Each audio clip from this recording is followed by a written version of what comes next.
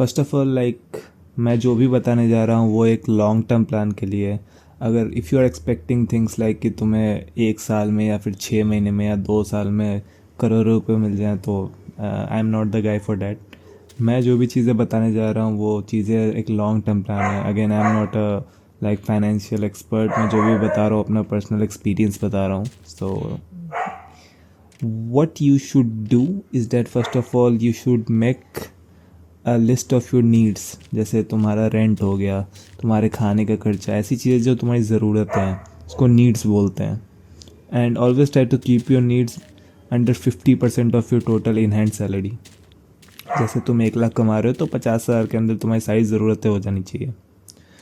And ये जो needs है ना उसका एटलीस्ट 6 गुना, मतलब कि 6 महीने के जो नीड्स हैं वो तुम्हें कैश में, मतलब कैश में नहीं, अपने बैंक में रखना चाहिए एज इमरजेंसी फ़ंड। की कल को तुम्हारी जॉब चली जाती है, कल को कुछ ऐसा बीमार पड़ जाते हो, तुम हॉस्पिटल जाना पड़ता है, इन सब चीज़ों के लिए एटलीस्ट 6 मंथ का, वैसे मतलब बोला जाता है कि 12 महीने का रखना चाहिए, बट मिनिमम 6 मंथ का रखना ही चाहिए। अगर तुम 50,000 तुम्हारी नीड्स है 1 महीने की, तो यानी कि 50 × 6 यानी कि 3 लाख रुपए तुम्हारे पास होने ही चाहिए। उसके बाद इमरजेंसी फ़ंड हो गया। दूसरा चीज़ जो होता है वो होता है इंश्योरेंस, हेल्थ इंश्योरेंस और टर्म इंश्योरेंस। टर्म इंश्योरेंस उतना ज़रूरी नहीं है अनलेस तुम अपने परिवार के ओनली अर्निंग मेंबर हो, या फिर तुम्हारी अपनी फैमिली, जैसे तुम्हारी शादी वगैरह हो गई है। बट हेल्थ इंश्योरेंस बहुत ज़रूरी है। एंड अपने पेरेंट्स का हेल्थ इंश्योरेंस अलग करवाना, अपना अलग करवाना, क्योंकि जो हेल्थ इंश्योरेंस का प्रीमियम होता है वो ऐसे कैलकुलेट होता है कि जो ओल्डेस्ट मेंबर है उसमें उसके हिसाब से कैलकुलेट होता है, इसलिए तुम अपना अलग बनवाओगे तो तुम्हारा कम लगेगा, ओवरऑल अच्छा रहता है वो। और क्योंकि हेल्थ का खर्चा बहुत ज़्यादा बढ़ रहा है और बढ़ते ही जाएगा, इसलिए ये इम्पॉर्टेंट है। उसके बाद जब ये दो चीज़ें हो गई कि इमरजेंसी फ़ंड कर दिया तुमने, इमरजेंसी फ़ंड को तुम या तो बैंक में रख सकते हो या फिर एफडी करवा सकते हो, उसकी सब टाइप की चीज़ें, ऐसी चीज़ें जो सेफ़ हो, कोई रिस्की नहीं हो उसमें। उसके बाद हेल्थ इंश्योरेंस और लाइफ इंश्योरेंस करवा लिया। Then we start investing. Investing is so important. अगर तुम अपना पैसा बैंक में रखते हो तो वो कितना इंटरेस्ट देगा। अगर तुम एफडी में डालते हो पैसा, जो कि बहुत लोग डालते हैं, तो वो 6.5 और 7% के आसपास का इंटरेस्ट देता है। बट हमारा जो इंडिया का इन्फ्लेशन रेट है वो भी 6-6.5% होता है हर साल का। इसका मतलब कि तुम जो पैसा डाल रहे हो बैंक में एफडी में, वो तुम्हें लग रहा है कि बढ़ रहा है वो, बट वो एक्चुअली बढ़ नहीं रहा है, क्योंकि तुम उसको निकालोगे और टैक्स पे करने के बाद तुम्हारा कोई फ़ायदा नहीं होता उसमें, और नुकसान भी हो सकता है। अगर तुमने पैसा सिर्फ बैंक में रख रखा है जमा करके, तो वो नुकसान ही हो रहा है। तो अपार्ट फ्रॉम इमरजेंसी फ़ंड तुम्हें हर कुछ इन्वेस्ट करना चाहिए ना। Of course gold is a very good option, but सब कुछ गोल्ड में नहीं इन्वेस्ट करना चाहिए, क्योंकि gold can also crash. Gold and silver metals basically. And then you should try index fund. Index fund क्या होता है बेसिकली, कि जैसे इंडिया का इंडेक्स फंड है Nifty 50, which basically means India के जो टॉप 50 कंपनी, जैसे रिलायंस हो गए, मतलब मैं किसी का प्रचार नहीं करना, बट रिलायंस वगैरह हो गया, ऐसे टॉप 50, टाटा वगैरह, तो वो जो टॉप 50 कंपनी है उनकी वो लिस्ट होती है, और उनको मिला करके एक बास्केट बना रखे होते हैं सारे स्टॉक्स का, उसको बोलते हैं index fund, Nifty 50। Similarly America में उसको S&P 500 बोलते हैं, जो अमेरिका की 500 सबसे बड़ी कंपनी है उनका फंड। तो जो निफ्टी 50 है ना वो काफ़ी स्टेबल होता है, क्योंकि ऑफ कोर्स इंडिया के टॉप 50 कंपनीज़ है। मतलब ऐसा एकदम गारंटीड नहीं होता, बट काफ़ी स्टेबल होता है। और ओवर टाइम अगर तुम उसमें काफ़ी सालों तक इन्वेस्टेड रहते हो तो वो हर साल 12% का इंटरेस्ट देता है almost, which is very big compare to 6.5 of FD. तो इसको लार्ज कैप बोलते हैं। उसके बाद होता है मिड कैप और स्मॉल कैप। जो मिड कैप होता है वो थोड़ी छोटी कंपनियों के लिए होता है, और स्मॉल कैप बहुत छोटी कंपनियों के लिए होता है, लाइक स्टार्टअप्स वगैरह या छोटी कंपनियाँ। तो जो सबसे ज़्यादा रिटर्न की प्रोबेबिलिटी होती है, मतलब सबसे ज़्यादा जो तुम्हें रिटर्न मिलेगा, वो स्मॉल कैप में होता है, बट उसमें बहुत ज़्यादा रिस्क भी होता है। एंड कन्वर्सली अगर लार्ज कैप में रिटर्न तो ज़्यादा नहीं होता, लाइक 12% इंडेक्स फंड का, बट उसमें रिस्क भी बहुत कम होता है। तो low risk low return, high risk high return. Second thing is you should also now days तुम्हें फॉरेन में भी इन्वेस्ट करना चाहिए, जैसे यूएस में, क्योंकि एक तो उनका भी स्टॉक बहुत अच्छा परफॉर्म कर रहा है due to AI and all, क्योंकि S&P 500 क्या ही परफॉर्म कर रहा है।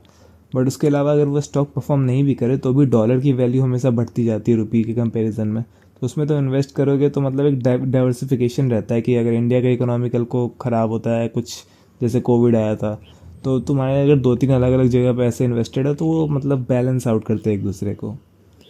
उसके बाद अगर तुम थोड़ा ज़्यादा रिस्की फील कर रहे हो तो तुम कोई और जो बोलते हैं थीमेटिक, वैसा कोई एसआईपी भी कर सकते हो।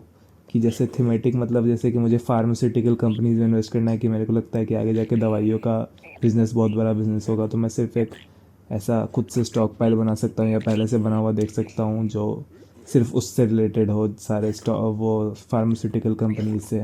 या फिर मुझे लगता है कि एग्रीकल्चर का देखना चाहिए, तो ऐसी चीज़ों को बोलते हैं thematic.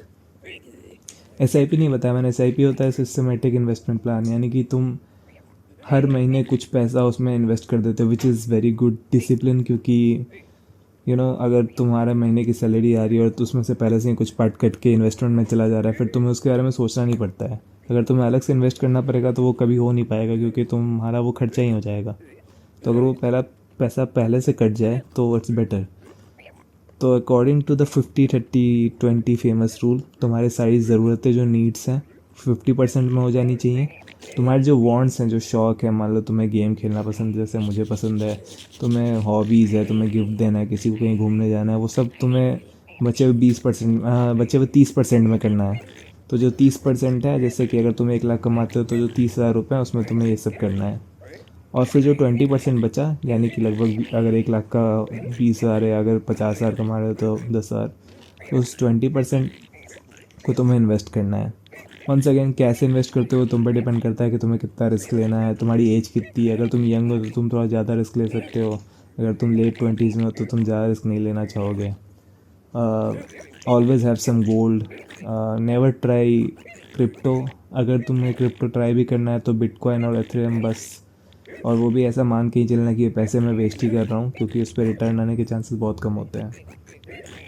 Apart from that just regular discipline investing, like ये काफ़ी अच्छे डेटा, मतलब काफ़ी अच्छे नंबर्स दे सकते हो तुम्हें। लाइक अगर तुम अभी अपने फ़ोन में जाके एसआईपी कैलकुलेटर सर्च करो और लाइक जो भी आए ग्रो वगैरह का आएगा उसको क्लिक करके एक कैलकुलेटर खोलो, तो वो बेसिकली तुम उसमें वो कैलकुलेट कर सकते हो कि अगर तुम हर महीने इतना इन्वेस्ट करते हो तो इतने साल बाद तुम्हारे पास कितना पैसा होगा। ऐसे जैसे मान लो तुम 20,000 इन्वेस्ट करते हो हर साल और तुम्हें 12% का रिटर्न मिलता है, जो कि निफ्टी 50 का है। तो अगर तुम कुछ बास्केट वगैरह मिला दो, कि थोड़े से मीडियम मिड कैप के फंड मिला दो, तो टैक्स के बाद लगभग तुम्हें 12% का रिटर्न ईजिली मिल जाएगा।